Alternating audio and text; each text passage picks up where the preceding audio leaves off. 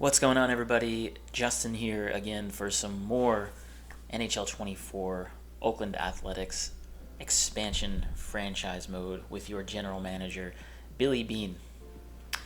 Now, you can probably hear in my voice, I am sounding a little dejected this morning. I really went through I recorded for too long last night because, as you saw, our Oakland Athletics started going down a tailspin, a really, really bad path of injuries and losing and more injuries and more losing. I was up too late, hoping we'd turn it around, kept forgetting to plug guys back into the lineup, and it was just disastrous. And now here we sit with a 25, 28, and 6 record, 59 games played, 23 games left to go. February 15th, 2024, the trade deadline is in a couple of weeks. Now, as you saw at the end of Moneyball, if you saw the Moneyball movie, Billy Beane is still trying to figure out how to win the last game of the season, which means that Billy Beane has not yet given up on this season. And I think with good reason, because if you look at our division, a division that not too long ago we were leading, the playoffs are not out of reach. The playoffs are not out of reach. We are tied in points with the Calgary Flames, who have the 5th place in our division and the second wildcard spot in the conference. And we are tied in points with the Edmonton Oilers. The problem is Calgary has 3 games in hand on us, and Edmonton has 2 games in hand on us. So points percentage-wise, we are behind. If the season ended today, the Oakland Athletics would not be in the playoffs. Now, you'll remember at the beginning of this expansion franchise mode, I predicted that our Oakland Athletics would have a record of 36, 38, and 8 at the end of the season. Now, that prediction is starting to feel more and more like it's going to come true, but I don't want it to come true. I still think that we can make some moves here, and Billy Beane can start making some trades to improve this Oakland Athletics team. And I looked at our roster to see who we might want to trade, and I looked around the league to see who maybe we could get for those players.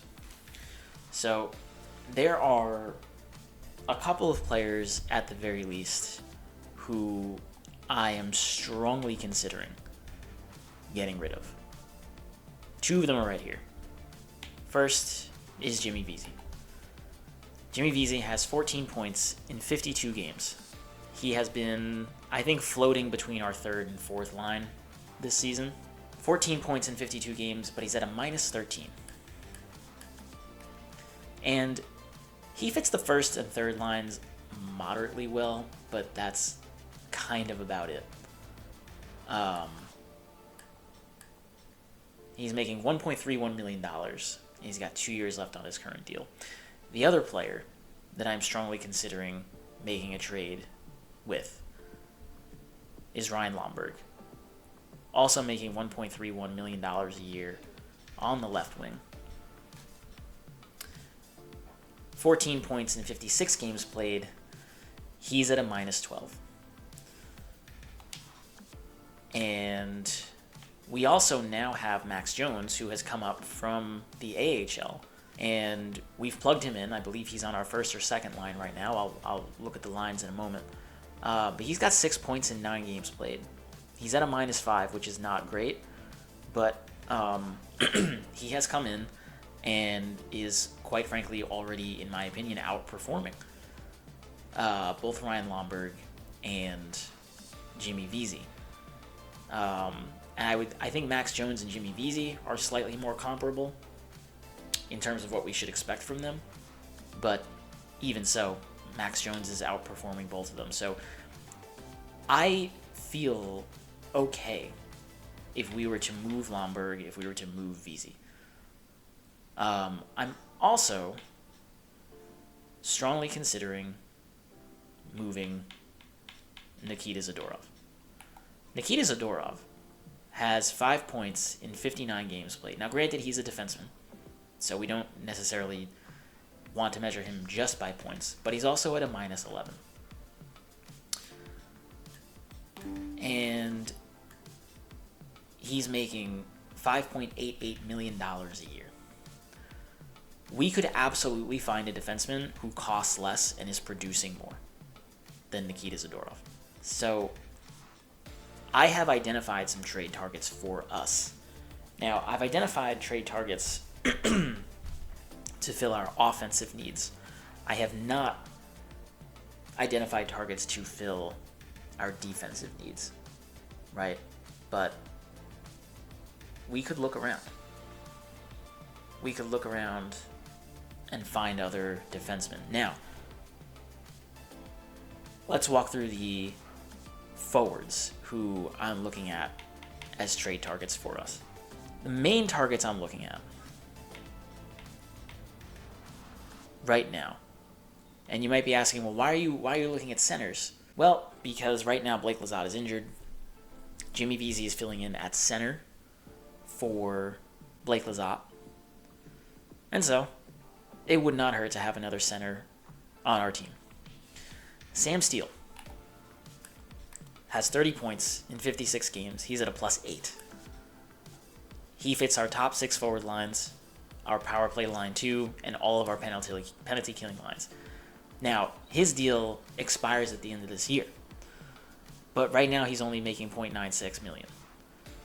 So if we imagine swapping Sam Steele and Ryan Lomberg, 2 players whose contracts expire at the end of this year, Sam Steele, obviously both in terms of points and salary, has a much greater efficiency score than Ryan Lomberg. The other player I was looking at from this very team, the Minnesota Wild, was Marcus Foligno. Now, Foligno has 26 points in 56 games. He's at a -5. But he fits our bottom 6 forward lines. So we could plug him in on the third line. He's making $3 million a year. Now, Foligno and Steele together cost more than Vesey and Lomberg together. But when we look at who Minnesota would want to acquire from us, if we hit that find trade button for Sam Steele, for Foligno, they, along with many other teams, are asking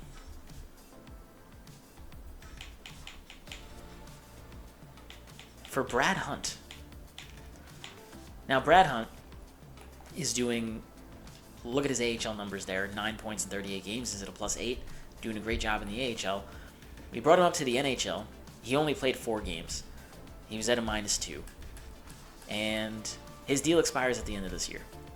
So he's not really moving the needle much for us in this franchise. He's not exactly a liability, but he's someone who, if a team wants him, we could put into a package and send off somewhere. So I think Brad Hunt, because a lot of teams want him, will be part of whatever package we send to another team to acquire some other players here. Now, there's a few other players I was looking at. So of the trade targets that I have looked at, I'm going to show you the targets who have the top 3 efficiency scores. So Sam Steele from the Minnesota Wild has 30 points so far this season. He's making $0.96 million this year. That's an efficiency score of 31.25. The next highest efficiency score in terms of our trade targets is a young man by the name of Arthur Kalayev.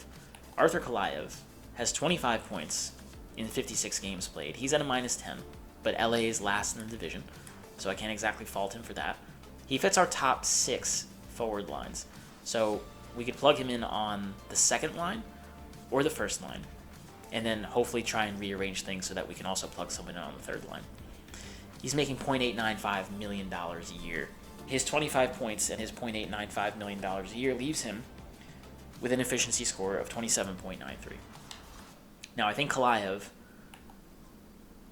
would probably be the hardest player to acquire of the players I'm interested in. He's got top 6 potential. He's got a role on the second line. I would imagine LA would want to hold on to him, right? But then again, they're in last place in our division, so maybe they're looking to let go of some assets. Who knows? And the third highest efficiency score among our trade targets belongs to Vladislav Nemesnikov, who has 24 points in 54 games played this season. He's at a -1, which is bearable. He is making $0.975 million this year, and he has a secondary position of center. So he's kind of a perfect replacement for Ryan Lomberg, who we'd potentially be sending back to his former team, the Florida Panthers, who we grabbed him from in the expansion draft.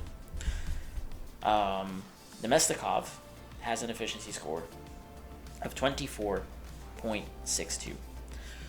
So I am going to try to acquire. I'm strongly considering. Here's what I'm considering.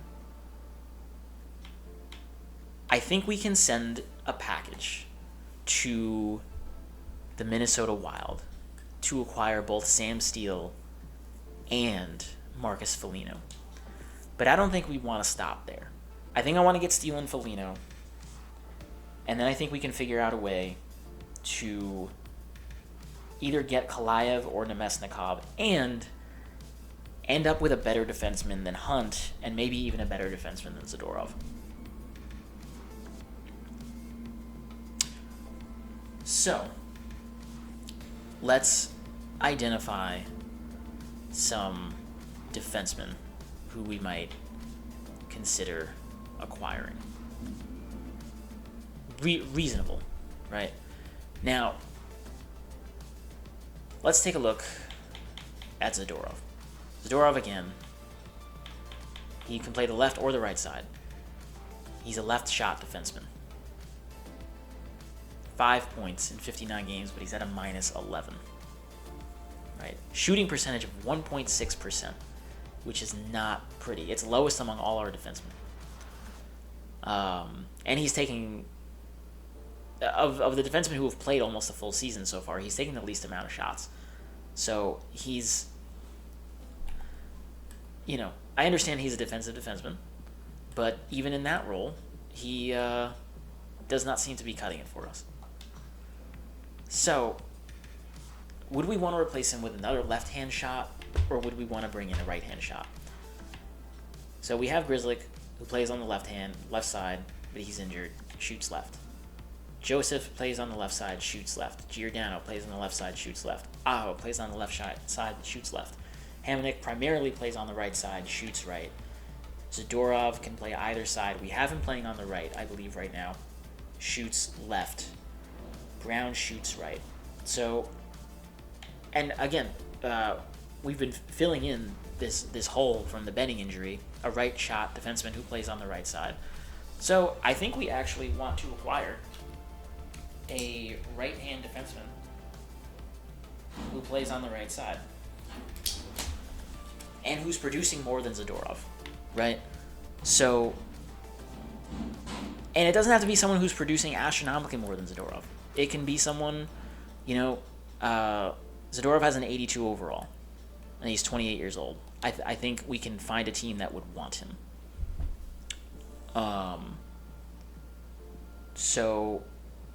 But the first thing I want to do is try to acquire Foligno and Steele from the Minnesota Wild. So let's try that. So Sam Steele, Marcus Foligno. Did I say Nicholas Foligno? I meant Marcus Foligno. All right. So we want Steele and Foligno, right? Now, as I said, I think we could try. It's sorted by trade value. Okay, so we could move Vesey and Hunt.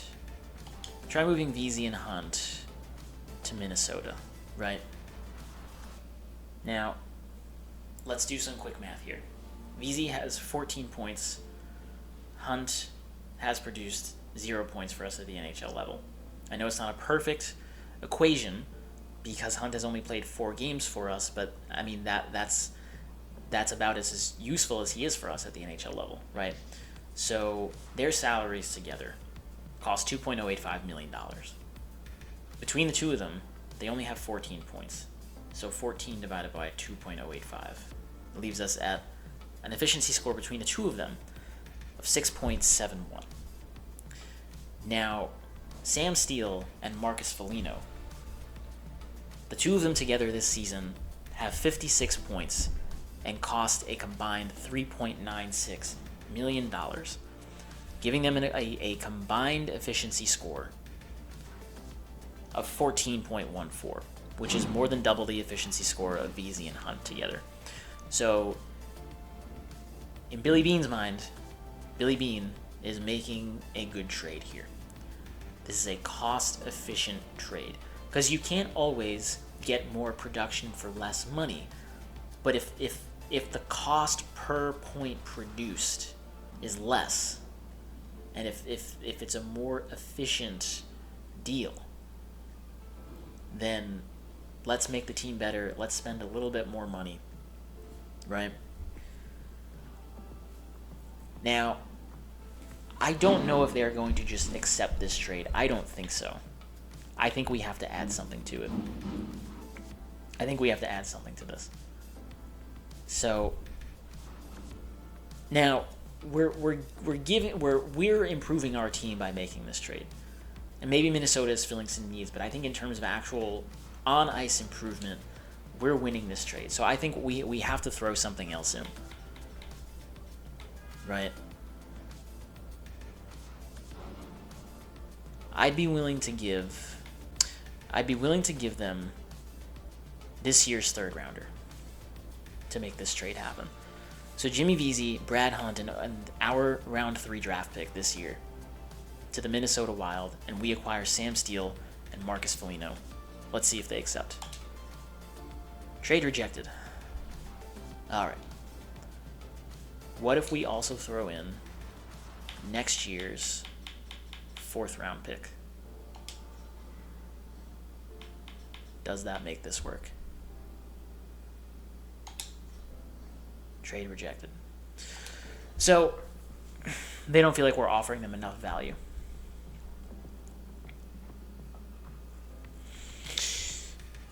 What if, rather than Brad Hunt, we send Nikita Zadorov? Let's get rid of the 3rd rounder, replace Hunt with Zadorov. Get rid of Hunt. Minnesota would be over the league maximum salary cap. Do I want to retain any of Zadorov's salary? I think we're going to have to make this work, right? So let's do some quick math here. All right, we've got an efficiency score of 14.141 on the Minnesota side of things. Vesey has 14 points. Zadorov has 5, right?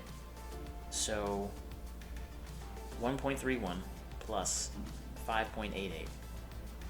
$7.19 million right there, with only 19 points between the two of them. 19 divided by 7.19. An efficiency score of 2.64. So, and I mean, we're Steele and Foligno are not only more efficient, but they cost less. So we can afford to retain some of Zadorov's salary here. right? So let's... How much do we have to retain to make this work? Let's make it a clean $1 million. That still puts them over the cap.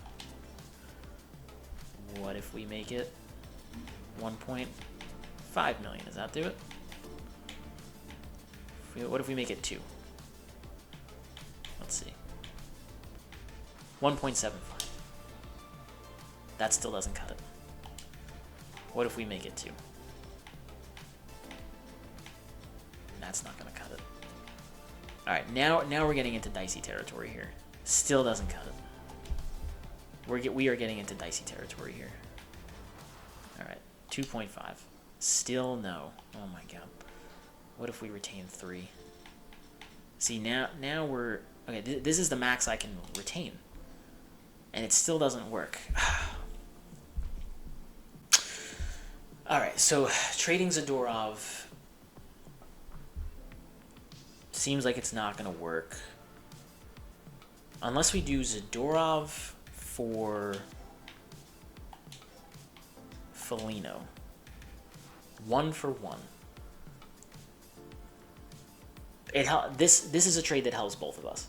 So we'd still need to acquire a right-handed defenseman on the right side to replace Zadorov. But we'd be filling one of our needs by getting Foligno, who will replace eventually Vesey or Lomberg when we get rid of them. Foligno costs less. He's producing more. His deal expires at the end of this year. So we'll see what we have to do with that. Zadorov's contract also expires at the end of this year. I'd rather have Foligno on the books and possibly have to re-sign Foligno and figure that out than deal with Zadorov. All right, do I still need to retain salary? Apparently, I still need to retain salary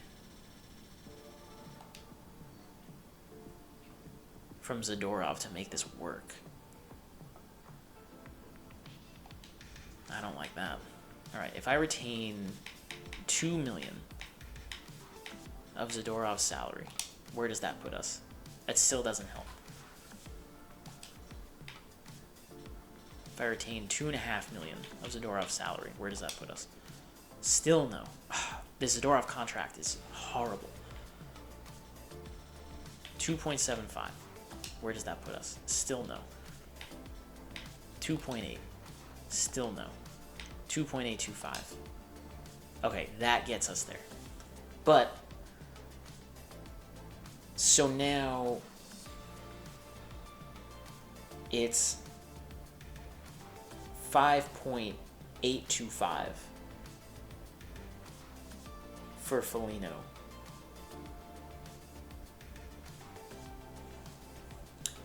And 3.055 for Zadorov. I think, even with that, I think Foligno would still be more efficient. Foligno has 26 points. So 26 divided by 5.825. And I know this is not exactly how it works. That's an efficiency score of 4.46, which is not great. But Zadorov, at a cost of 3.055 to Minnesota, with only 5 points this year, that's an efficiency score of 1.64. So this is still a good trade. This is still like a Billy Beane approved trade, I would think. And really, it's up to me. So this is the rationale I'm using to make these trades. I think this is a good trade for us. I still want to try and get Sam Steele from them too, if possible. But let's see what happens here. Can we go 1 for 1? Zadorov for Foligno. So it's going to go through. We have to call up Brad Hunt to the AHL. Okay. We got Foligno. Zadorov's out. Foligno's in. Okay. Now, for the moment, though, let's bring a right-handed defenseman up, a right shot defenseman, which in this case would be David Reinbacher, our number 5 overall pick, who is not waiver eligible. So if we end up sending him back down, that's totally fine. Do any of these guys shoot right though? Kovacevic shoots right. Let's actually bring up Kovacevic. All right. Okay. All right.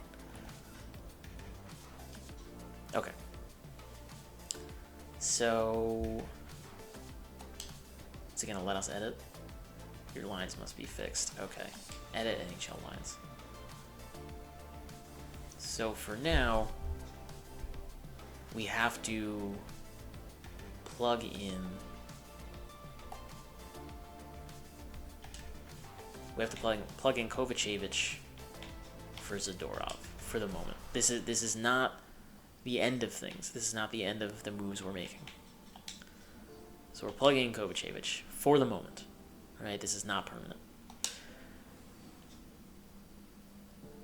We need to edit the Aviators lines. So let's actually move Reinbacher up.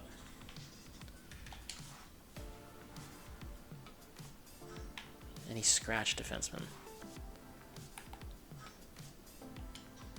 No, these guys are all playing. Okay, so we need...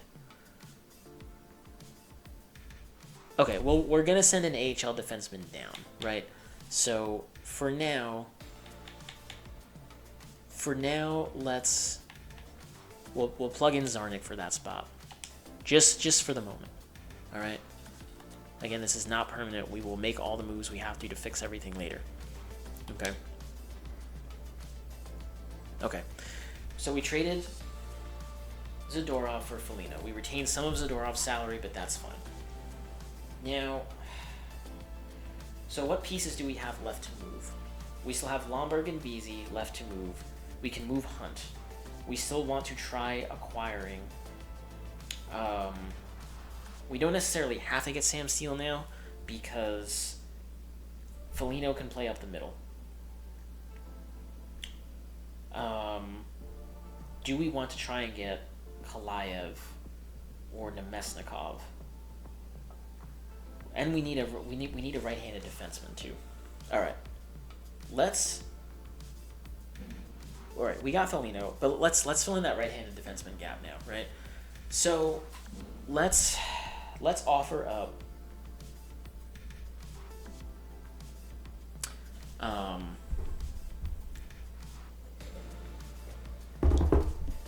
let's offer up Jimmy Vesey and see what kind of right shot defenseman we can get. And who wants Vesey? Right. Now, there are teams who want Vesey that I noted that are sellers, right? The Los Angeles Kings, the Minnesota Wild, the Pittsburgh Penguins, and the San Jose Sharks, right? Well, apparently they don't want Vesey anymore. Maybe because we just made the trade with them. LA wants Vesey. LA wants Vesey. They're selling. Pittsburgh wants Vesey. They're a conservative buyer. San Jose wants Vesey, and they're selling. Are there any other sellers who want Vesey? Arizona. Could we move Vesey to Arizona? Do they have a right shot defenseman? Sean Dursey shoots right. He's making $2.07 million.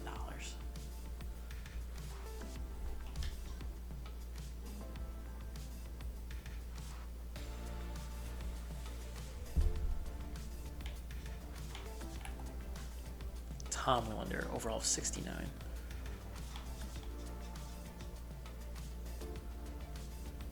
Let's look at teams who are interested in giving away right shot defensemen.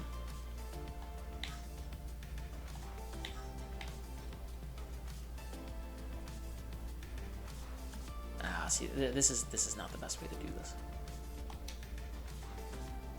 All right, let's look at who wants Vesey. See what they have to offer us. Colorado is buying. Well, I mean, if they feel like they want to plug VZ in to that lineup, they can go right ahead. Do they have a right shot defenseman who would do well for us? Michael Stone, 33 years old. He's making $0.855 million a year. He fits all our defense pairings. He's got 6 points on the season with a plus-minus of 1.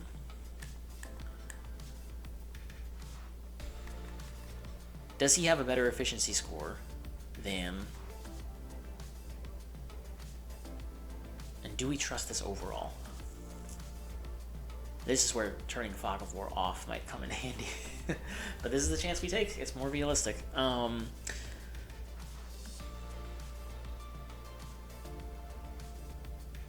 Alright, so Michael Stone is an option for us. Right? I'm going to write him down. There's got to be somebody. New Jersey. Would VZ go back to New Jersey? Let's see. Who is... Oh, okay, wait. Casey Fitzgerald, 8 points, makes 1.065 mil, fits our third defense pair.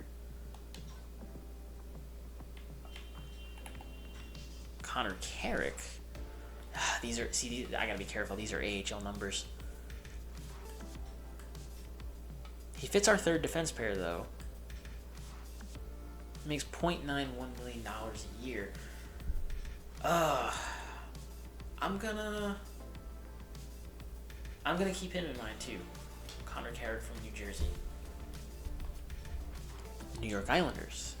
Can my favorite team cut a deal with me? Not gonna get Dobson. Robin Salo makes $0.8 million a year. He's got 13. Oh, fits our third defense. Shoots left though. I mean, the right shot thing is not like a necessity. It's just like a preference. But he can play the right side too. Oh, that is tempting. That is a very tempting trade. Bogosian makes .85. He's got 7 points on the year. I'm really leaning towards Salo, I think. I gotta be honest. I think Salo was the best option I've seen. And I'm really leaning towards it. Although, hang on. Ben Hutton, 10 points on the year, makes .85. He's an option too. He's actually very similar to Salo. So let's maybe get a comparison going between Hutton and Salo. Now Ben Hutton, let's take a look at Ben Hutton. Ben Hutton has 10 points on the year in 57 games played. He makes $0.85 million a year. His contract expires at the end of this year. He fits our third defense pair and all penalty killing lines. He's very well scouted, except for his overall. Top 6 role, top 4 potential. Almost perfectly scouted, but not quite. I think the scouting report on Robin Salo was a little more definitive. No, it's about the same. Top 6 defense, top 6 D. Salo is younger, though. And he's got more points. He fits our third defense pair, but see, Ben Hutton fit our penalty kill as well. Salo makes less though. I think either of them are more efficient than VZ. See, Ben Hutton had 10 points. He makes .85 a year. So yeah, both these guys have more efficient contracts than VZ. I think in terms of fit though, And looking at the future, see, but the thing is, now both their overalls are not fully scouted. In terms of fit, though, I think it's Hutton actually. Let's try. Let's try Ben Hutton. So VZ for Hutton, 1-for-1. Will they accept this? I don't think they're going to accept this just 1-for-1, but let's try. You've met our block needs well, but the value's too far off. Okay, let's throw in a draft pick. I will give them... They want a 4th rounder. Okay. Take it. Jimmy VZ and a 4th round draft pick for Ben Hutton. Okay. So we got that. VZ's off the books. We have Ben Hutton. Alright. So we just sent VZ out and brought Hutton in. So why do we need to make roster moves? Alright, well, I mean, I'm just gonna bring a couple of guys up.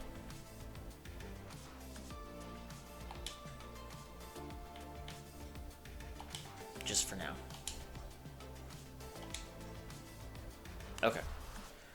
Alright, so Zadorov is gone, VZ is gone. We have Foligno and we have Ben Hutton. I still want to move Lomberg. And I also still kind of want to try acquiring Sam Steele. No, you know what? Okay. Foligno doesn't fulfill our center needs because he's a left and a right winger. We need to get Nemesnikov from Florida. And again, we're going to fix all this later, right? Plugging in Foligno. And we're plugging in Hutton for Kovacevic.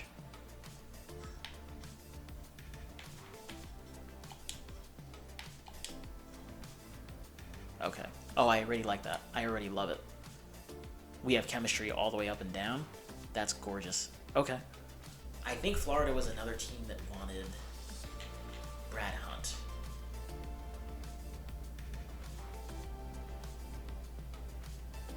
Now, to be clear, Hunt is not the only defenseman I'm willing to move on from. It's just teams seem to want him for some reason. So, but I want Nemesnikov from Florida. We can get Nemesnikov from Florida. I think we can rearrange our lineup in a way that'll be really good. So let's try and get Nemesnikov.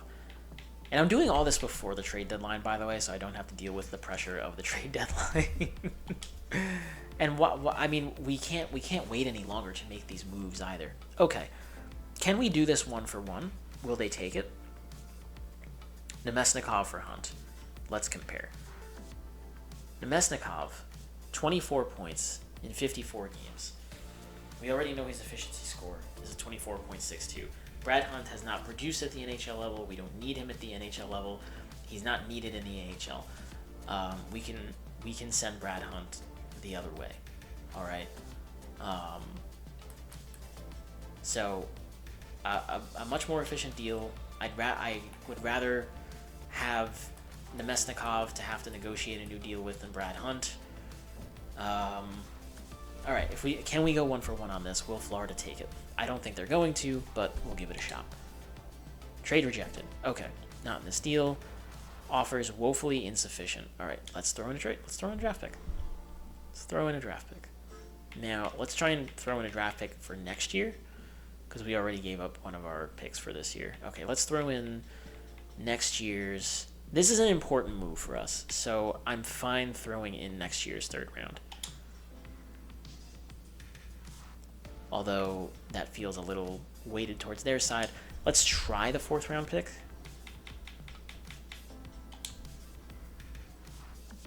Okay, Brad Hunt and next year's 4th rounder for Nemesnikov. Can we make it happen? Whew, okay, all right. Oh man, that feels really good. Okay, now the only player we haven't moved that I want to move is Ryan Lomberg.